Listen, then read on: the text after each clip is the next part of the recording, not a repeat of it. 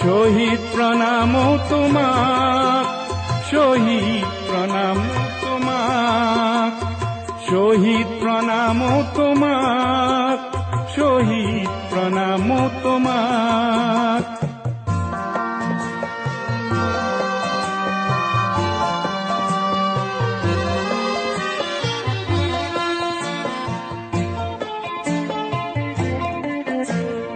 বিংশ শতিকাৰ অষ্টম দশকৰ নতুন পুৰুষ অগণন, জাতিৰ স্বকীয়তা ৰাখিবলে অহিংসাৰে কৰাৰণ।